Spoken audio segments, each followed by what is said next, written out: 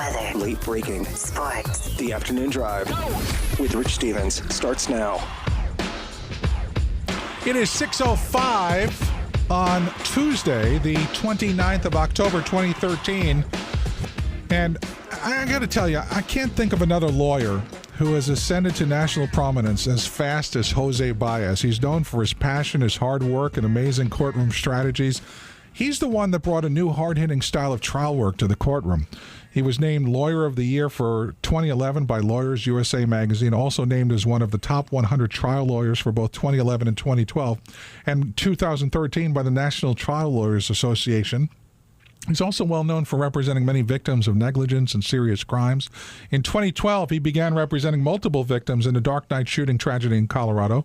He's also represented a rape victim in one of Chicago's highest-profile negligent security cases. At his practice, which is local here in South Florida, he has a particular emphasis on representing clients in high-profile and civil cases, but many of his success stories never make it into the spotlight as he's represented celebrities and athletes who wish to remain anonymous. But his experience extends to civil cases that involve suing some of the biggest insurance companies in the country. And he was once called the most hated attorney in America. Welcome to the studio, Jose Baez. Thanks for having me. Thanks a lot. You know, it was funny. On the way here, I guess I got caught by Bobby chasing that ambulance. So I actually thought when this guy called that he was right behind you. It could have been an interesting phone call, but that's called busted, getting busted. But it happens all the time, right? There's a lot of things that I want to talk about. Some of the things might make some people uncomfortable, but I want to give an opportunity for people to actually speak to you. And remember when we talked last week, I said this is going to be a lot better in person. It's already better, right? Absolutely. See? Absolutely. All right. So can we, because you're late? I thought attorneys are never late, by the way. I wasn't late. I was detained. Oh, detained. Okay. There you go. Oh, yeah. Speaking of detained, we were talking about a couple of things that I wanted to ask you about before we even dive in. The case of the Barneys and Macy's in New York and here in South Florida. Do local police departments have the legal right to stop me when I walk outside of a store and say, let me see your receipt? No, absolutely not. First of all, that's a private establishment. And for law enforcement to use that as, they're not working as private security. Maybe they're hired as off-duty police officers, but no, you can't absolutely. They have to have reasonable suspicion that a crime is afoot, and using someone's race as a pretext is completely unacceptable and unconstitutional. So is this the kind of case that you would consider taking on with these people? Not really the type of case that I handle, but it gets to the point sometimes where you want to make a difference in certain areas, and sometimes a lawyer will go outside of their comfort zone if they see a case that they're really interested in and they think they can make a difference. So it would depend on the situation, but right off the bat, not really something that I usually deal with. Would you have gotten involved in the Zimmerman case? Well, I can tell you this because it was public record, but George called me and asked me to represent Zimmerman. Not George. Mr. Zimmerman, George. He's in his file. He called me, and this came out during his jail visitation tapes. He was talking to someone else about me on the phone, and it became public record that way. Otherwise, I would have never been able to disclose it. But he called me, and we spoke. And I was listening to him, and we were going to get together, but of course I guess his arrest affidavit came down sooner than he had expected, so we never had an opportunity to meet. And I did not want to say yes to the case without actually meeting him, and because I had several things going on in my life. I had just gotten out of a big case, and it takes a tremendous toll on you, and I wasn't sure that was something I wanted to get involved in again. So it was something like, I want to meet him. Let me think about it, and I still to this day don't know whether I would have gotten involved or not. Do you think it would have been weird for you to be in the same jurisdiction for, obviously you've done a lot of cases there, but right. Such a high-profile case in the same jurisdiction, would that have been weird at all? That wouldn't have been weird as much as going right back into it again. There's something about these types of cases where your phone is constantly ringing. You don't have a moment of peace. And things are at such a fast pace, and you're under the microscope 100% of the time. So you have to dot your I's and cross your T's and make sure that everything is checked, double checked, and triple checked, because you're going to be criticized, and it's very intense. And not only that, it's also a financial strain on your practice, because a lot of people think when they see you on the news all the time that, oh, he's too busy, he doesn't have time for my case. So less cases come in when you handle a big, high-profile case like that. Speaking of the criticism, but does that you've obviously got to be past the point where it bothers you, any kind of criticism when you're involved in a case. You're human, but you learn to grow some pretty thick skin, and you realize that if you were given that type of information, you might feel the same way about someone. So when people criticize me about Casey Anthony, I have to take, sometimes I wouldn't say it bothers me all that much, but you have to realize, and I stop and realize, that look at where they're getting their information from. They're not on the inside, they're on the outside looking in, and they're getting their information from 2-minute tidbits or stories on the news that are really there for one reason, and that's to get people either to listen in or to actually view their story. And I always say there's no room for the facts in the headlines. So what do you think was the most misreported deal about the whole case? Oh man, there's so many. We don't have enough time. Well, the one that you remember the most, that really sticks with you. It'd probably be the affair that you had with her, right? Well, there's a funny story when we talked about coming in. Yeah, they said it was only 3 months. Yeah. There was a funny story that when we talked earlier about some of the lighter moments of the case that we would probably talk about. I would say 2 months before that first story came out about me having something with Casey, I had gone to see Geraldo. I was with Geraldo in New York, and I had taken my wife with me, and we were there, and he was telling me how pretty and beautiful my wife was, and I had to keep him at arm's length because anyone who knows Geraldo knows his history. But and he said to me, "You need to take your wife out on the town and let the media see her and things like that." And I said, "You're nuts. There's no way I'm going to put my family in this environment. I'm not going to allow my family to be attacked that way." So I always protected them. And he said, "If you don't, they're going to start accusing you of having something with her." And true to form, you could set your watch by it. 1 month to the day he told me that, the first story came out that her and I had something going on, which was complete and utter nonsense. So now we know Geraldo started the rumors. Well, right after he posted that selfie, he started sending out bad tweets. But seriously, it wasn't all business with you and Casey. There were times that had to be the two of you laughing, right? Oh, absolutely. There were lighter moments. There were very high-stress moments. My personality, for what people don't see, is I have a very lighthearted personality, and I try to, in order to be in this business where you see so much negativity and so many horrible, tragic things, you have to try and keep your sense of humor. And it's within our office. It's very light but professional, and we keep it that way for a reason, and that's so we can get through the day, and so these things don't weigh on us as much as they could. And Casey was going through a horrible, horrible, horrible time, and what I was amazed by her was her bravery. There were times where, for example, in the middle of the trial where the prosecutor wanted to cut a deal, and I wanted her to listen to it because, one, it's your responsibility. Two, she was facing the death penalty. I don't have a crystal ball. I didn't know how things were going to turn out. And she wouldn't have it. She wouldn't hear it, didn't want to listen to it. And I was shocked many times by her courage in the face of all of the adversity that she was facing. So tell me about some of these laughing moments with you and Casey. Well, there weren't that many with her. And let me interrupt you. Most of the time, was it all the time that you were with her? Was she was already in jail, right? Well, there was a time where she was out for several weeks, but there were more moments outside dealing with other things than there were with Casey. A lot of times I visited her; it was in jail. So the stories, the Casey stories, as to lighter moments are few and far between. But there were other crazy scenarios. I will tell you, one of the ones was when Mark Furman came to my office. He's a Fox News consultant, and I think it had to be less than a week before I had just had the case, and he came down and wanted to take me to lunch. So, Fox News comes and they tell me, we'd like, if Furman would like to take you to lunch.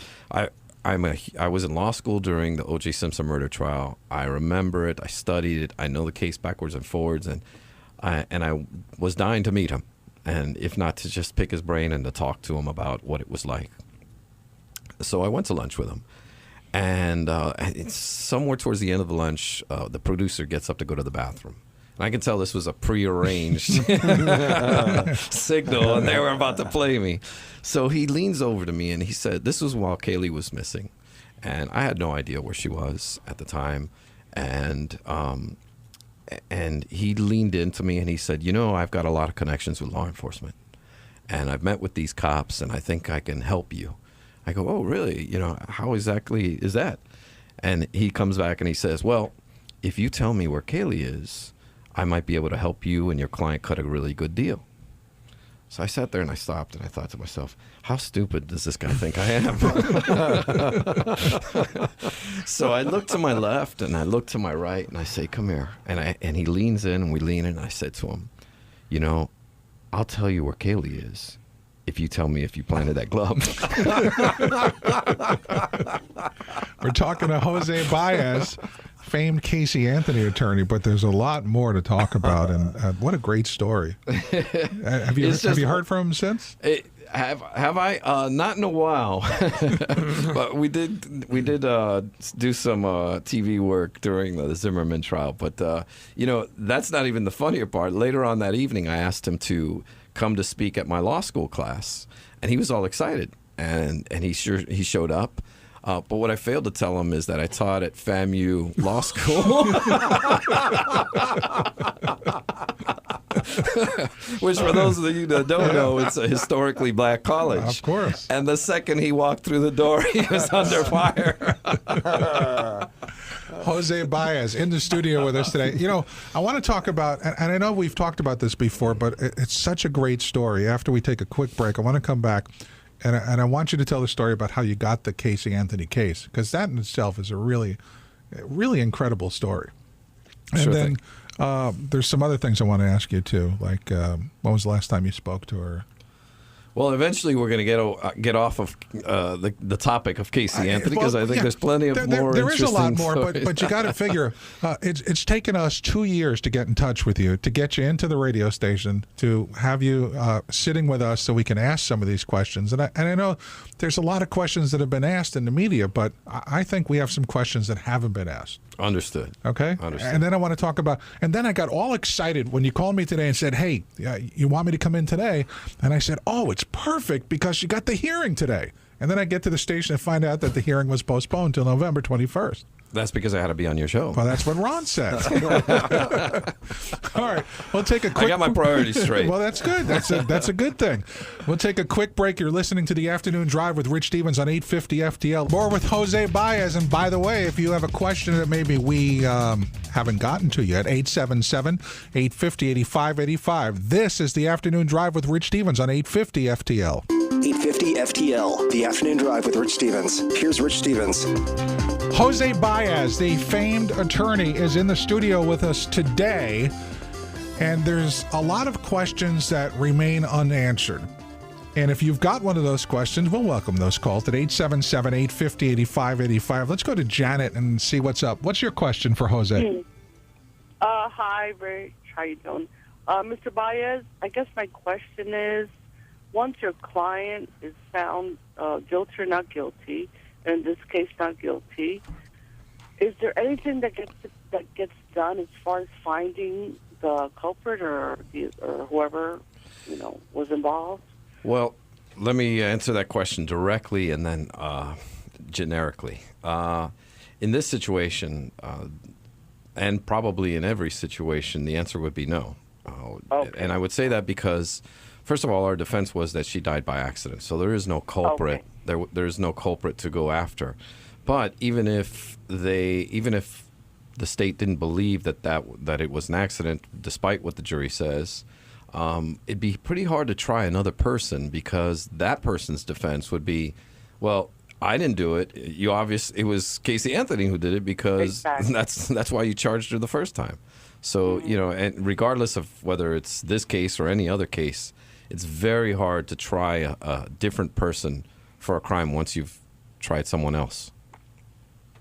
I appreciate it. Thank you. No problem. Thanks for calling, Janet. We do appreciate it. 877-850-8585. When was the last time you spoke to Casey? I don't even recall.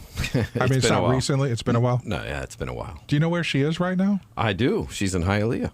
Is she? Come on, what's wrong? What's a little South Florida humor there? Can we call her? She could blend in Hialeah. Can we call her? I'm sure you could if you had her number. Well, that's what I'm saying. Because we know you have the number. I mean, is that? Can we call her? I respect people's privacy. It's not one of those situations where she's obviously decided that she wants to lay low and go on with her life, and I respect that. I don't try to exploit her or anything like that. But I mean, if you called her in all seriousness off the air and said, "Hey, listen, I'm doing this radio show with Rich Stevens on 850 FTL, and we just want to, we're not going to beat you up or anything. Just want to." Would you do something like that? Would I? No, because I'm telling you, I think she just wants to lay low. The last thing she wants to do is be on the radio. Would we be surprised? Now let me tell you this. If it were you, you'd probably do the same. If you were in the headlines every day for 4 years, and every time your name pops up, it's some big deal, the last thing you'd want to do is be on a radio show. Yeah, but this radio show is a little different. Well, that's true. That's true. Would we be surprised talking to her, though, if we got to talk to her? I think you would be. I think you'd find her incredibly articulate, and you'd find her to be a very intelligent person. That's one of the things that most impress people who speak to her. If you recall, I think she spoke to Piers Morgan, and Piers was incredibly impressed with the conversation that he had with her, and that's just her. And really, all I can say are things that are, I heard you guys mentioning earlier as to what I can talk about and things like that.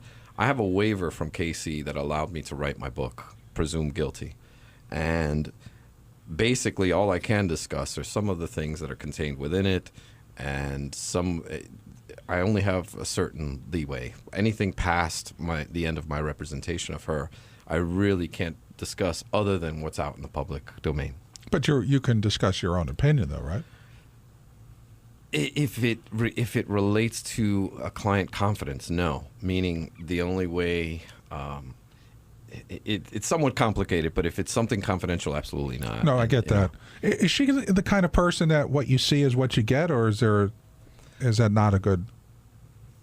Other than what I've told you, that's pretty much as far as I can go. I find her to be I've had nothing but pleasant experiences with her as it relates to my interaction as an attorney for her. But I didn't know her as a friend, and that's where I think a lot of people get confused. Right. They think I was her friend, and I wasn't her friend. I wasn't her anything but her lawyer at a very stressful time in her life. So all of my interactions were, obviously when I would come to the jail, she'd be very happy to see me and be on her best behavior, as would any other client. They want to see their lawyer. The last enemy they want to make is their lawyer. So many of the times that was the interaction that I had with her was on a positive note. Is she still here in South Florida? Can you tell us that? No, I can't tell you that. You can't tell us, or you can't tell us? I cannot. So, but you do know where she is. You know what? Really, no. I don't know where she is. Other than we've chatted just about as much as you would with any former client, which is to say very little. And as I said, we weren't friends. She was grateful for my representation, and I'm sure if I called her, she would take my call and we would talk and chat and catch up. But beyond that, there's really not much more else. What area code would you be dialing when you called her to see if she would take your call? Well, it would be either a 786 or a 305 if she's in Hialeah, right? So, real quick, let's go over the story because I've gotten several text messages asking how you got the case. Okay. When I moved from Miami to Orlando, I started to develop a real. There's a large Hispanic base in Kissimmee, and there's a huge Puerto Rican population in Orlando. It's really strange. It's almost like the Cubans are in Miami. There's a huge Puerto Rican population in Orlando. So I started to build a little niche, and that was representing Hispanic clients, particularly the Puerto Ricans. So when she was in lockup, she had just gotten arrested. She's in booking, and there's a part where you're in the general population. And her case hadn't been in the news or anything at that point. And she asked around, anyone know a good lawyer? And there were a couple Puerto Ricans there. I told her, you got to call Baez. So, my people looked out for me there. That's just such a great story. And then the rest is history. That's right. If she came out and confessed now, what would be the first thing that would go through your mind? A shock. I don't think I truly believe, based on what I've seen with the evidence and being on the inside with some of these people, that Kaylee drowned in the pool. And why things got as far as they did, you really have to understand the people and this family. It was just such an odd situation. And as I said in my opening statement, this is a very common tragedy that happened to an uncommon group of people. And that is where I think things just blew up from there and snowballed out of control, to take a word out of George Anthony's repertoire, or expression, I should say. And so you think it just snowballed and she told one lie and then had to tell another lie and then another lie? No. And I will tell you that these lies were in place long before anything ever happened to Kaylee. She had these imaginary friends. She had a fake job. And what a lot of people forget is that everyone thinks she lied to law enforcement, that these were new lies to cover up what she had done, as opposed to the fact that she had been lying for 2 years and referring to Zanny the nanny for 2 years and pretending she had a job. Now, imagine this. You're getting dressed up every single day for 2 years to go to a job that you don't have, to drop your child off to a nanny that doesn't exist. And you're talking about them as your job and the people at work and all of these things that really don't exist. And it wasn't just those. There were other people that didn't exist that she referred to. And all of this came out during the trial. All of this was testified to, but it really wasn't reported too much in the media. And if you look at it from that perspective, you've got to think there's something not right here.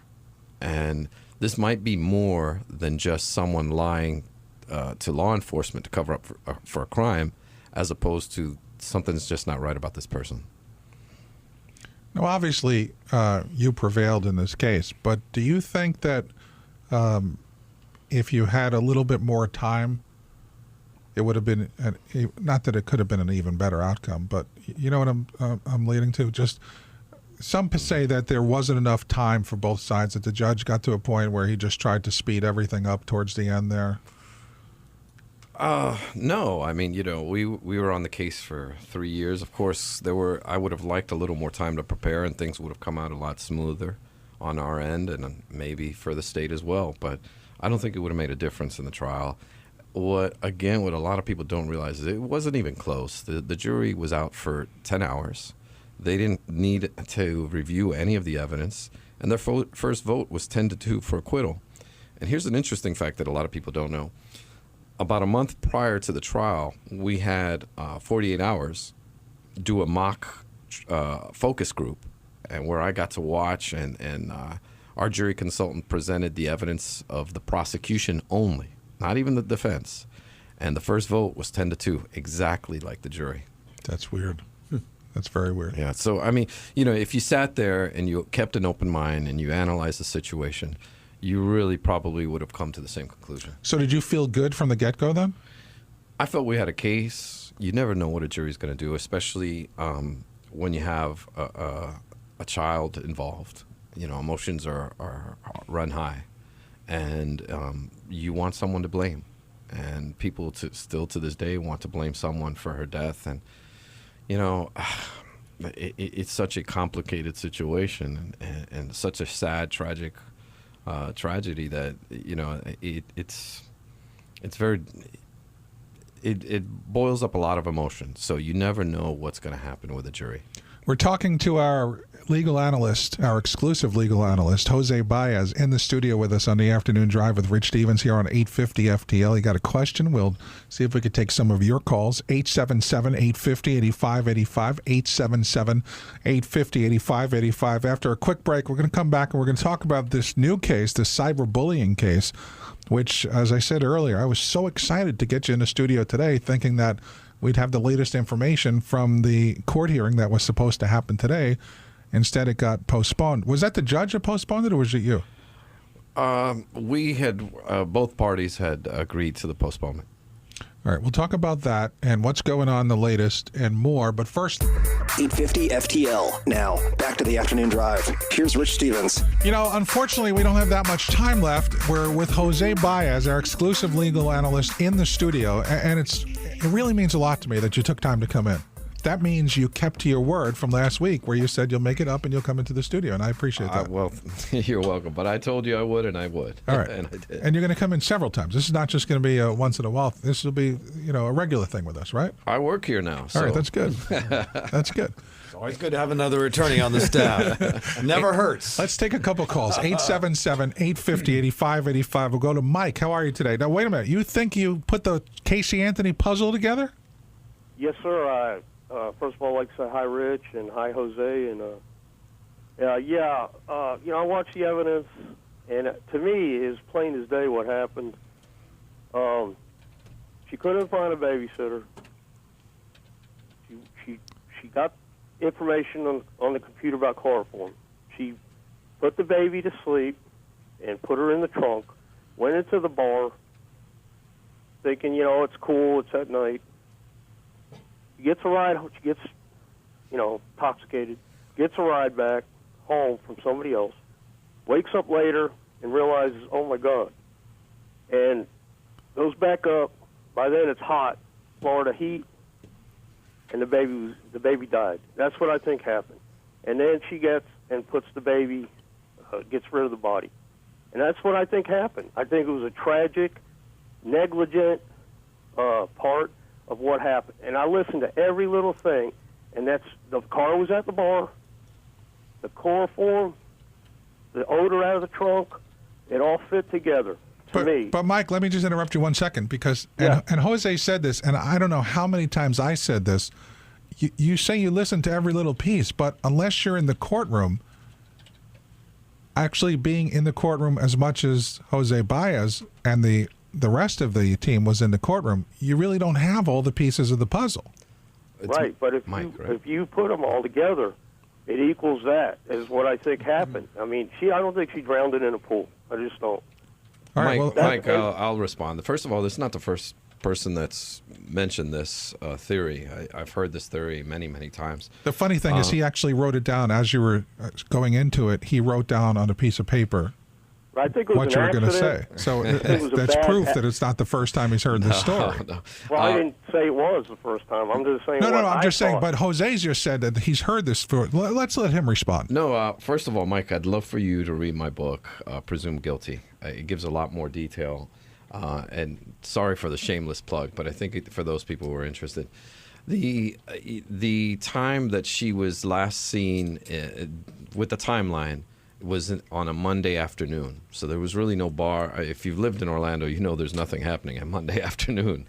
Bars were open every day, even Sunday. There are. But I don't think the 22-year-olds are hitting it she went from her home based on her cell phone pings from her home to her boyfriend's house, and that was I guess the time frame outside of other witnesses. So there may have been a bar along the way, but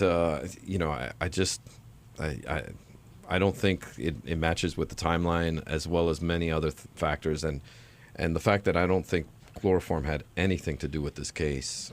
It was one of the biggest misleading things that were brought up. The FBI testified that there were the levels of chloroform in the trunk were that consistent with a cleaning product, not something that, a spill of chloroform. But Mike, I get based on a lot of the information that you've gotten that's a very common theory that people thought it was a babysitting aid, I guess. And a lot of people came up with that theory, as we've said numerous times, by just taking and he said it himself, the little bits and pieces, Right. putting them all. You can't take the little bits and pieces and put them together, because that's not how it works. There's more than those little pieces. Jose Baez, our exclusive legal analyst, in the studio with us right here on the Afternoon Drive with Rich Stevens on 850 FTL. Quick break, back in a minute. And I understand you're going to have one of your former clients call in? Yes, a very famous former client that'll be calling in. I don't know, do you want me to reveal the person's name? Or So you're actually going to get Casey to call in? if you wait till after the break, we'll be able to tell you. See, I'm learning this radio stuff pretty quick. That's good. That's good. Well, this is somebody that you defended. We'll talk to that person right after this quick break. Don't miss this on 850 FTL. This is the Afternoon Drive with Rich Stevens on 850 FTL. Here's Rich Stevens. Jose Baez, the famed attorney, is in the studio with us right now, and unfortunately, we don't have that much time left, but he teased us like we're teasing you, and one of his very famous clients is on the phone with us right now, and you want to set this up? What's going on, big guy? Hey, Jose, how are you? I'm all right. It's Gary Giordano. No way, really? Yes, absolutely. How are you, Gary? Good, Rich. How are you? Good, thank you. Thank you so much for taking time to be with us today. This is a very interesting experience for us. I can tell you that I met Gary in a Arubian prison. His case was the case of Robin Gardner, the missing woman case, and it was fresh off the, I would say, a year or so after the Natalie Holloway case in Aruba, and the Arubian police had caught a lot of flack over their investigation of the Natalie Holloway case. And I think it carried over, and they were ultra conservative when it came to Gary, and they immediately locked him up. And I wholeheartedly believe, wrongfully so, and I am so glad that we were able to get him out, and he's a free man. And are you still in Maryland, Gary? Yes, same house, same place. Yes, sir. And has your life changed since meeting Jose Baez? Absolutely. It's a whole different life now, yes. I can't even imagine. And again, after the Natalie Holloway case, we saw what jail was like in Aruba, which is, I mean, jail is not fun for everybody, but the Arubian jails are very different than here. And when they told you that they were arresting you, I mean, what goes through your mind? Well, when they arrested me, it was in the airport, and it was a complete surprise. I had just met with them just hours before, and they said, you're free to go. So it was a complete surprise. Gary has a fascinating story. I mean, imagine you're a tourist, you go away with a beautiful blonde woman, you're thinking you're going to have a good time, and she actually disappeared while they were swimming. She drowned, and he came back ashore, tried to get help, and they went looking for her. And the whole big suspicion around Gary was a couple of things, but the main problem that everybody just couldn't believe over there was, how could she just disappear? How could she drown? But it turns out that many people had drowned on that very same beach. And I think, what was it, Gary, a month after we got you out, that another person drowned on that same beach? Yes, an American woman drowned just a few weeks later. And then I want to say not too long ago, a former NBA All-Star drowned on that same beach. Wow. Almost at the year anniversary of Robin. And now they have signs up there. Before before the police were alleging, oh well, no one drowns on this beach or whatever. Now they have what kind of signs up there, Gary? Is it a sign with your phone number on it? Oh well. Yeah, that's right. No, they have riptide signs up. They tell you it's dangerous to swim there and so forth. It's all littered with signs. But I tell you, the stories that what he went through in jail, what he went through with the Peruvian justice system, how I came into his life, the things that happened throughout the whole case, and the FBI investigation. It's a fascinating story. And in fact, I've told Gary many times, you should write a book. One of his big problems is, of course, he can't find a good writer to do it. But I've told him. So if there's any good writers out there in South Florida, there's plenty of good writers here. You should contact us or Gary, and hopefully put pen to paper and maybe tell his story, because it truly is a fascinating story. And this is like a movie story kind of thing. Big time. It's the foreign land, all of the different, the foreign justice system, some of the torture that he went through. They tried to put him through sleep deprivation. They made him sleep on a cement floor. It was just nuts. No air conditioning, by the way. Gary, do people know who you are when they see you in the supermarket? Yeah, when I first got back, it was a little intense, but it's still there. Well, yeah. I think you need to make a trip down to South Florida and just take a little vacation. And obviously, because we're short on time, I want to invite you back so we can go through the entire story, because it truly is a fascinating story. Yeah, let's do that, Gary. Will you come on next time we do something, and that way we can lay it all out? Sure, I'd be glad to. Great. And by the way, next time Jose will be on time, so we'll have more time to have you on the show. There we go. See, we have a South Florida traffic issue, and obviously it was a bad time of day, and he was stuck in the traffic. So I do thank you so much, Gary, for taking time to be with us. But I think it's actually better that we kind of tease it this way with just a little bit of the story. And the next time you come on, we'll go through the entire story. And this branched off, just like with Casey Anthony, it branched off into a lot of different scenarios. Here's one that was a headline that I'm sure you saw. No, that I didn't see. Gary, he's showing me a picture of one of your party pictures with you and Robin. And it's that goofy picture. And the headline is Jose Baez bullying boyfriend of Robin Gardner. Oh, okay. Well, that's not too difficult to do. So obviously there's a lot of things we can talk about here, and Gary, we'll be in touch with you. We'll let you know in advance so we can set this up, okay? All right, Rich, I appreciate it. Thank you, my friend. Appreciate it very much. Wow, that's great. So when you have a famed attorney like Jose Baez, so I know Casey Anthony's number's in your phone. Can you just show me? Can I just take a picture of where it says Casey? You know what? You better run for your life, because I'm thinking about it. He's going to ask you to fix a traffic ticket if you don't leave. This guy's a Casey stalker, and I get plenty of them. I just want to see. I get marriage proposals and everything. Now I've got Anthony. Rich Stevens chasing Casey. God. Unbelievable. Jose Baez, our official exclusive legal analyst. Thank you so much for coming in today. We're going to talk to you soon, right? Absolutely. Here in the studio on the Afternoon Drive with Rich Stevens on 850 FTL. The opinions expressed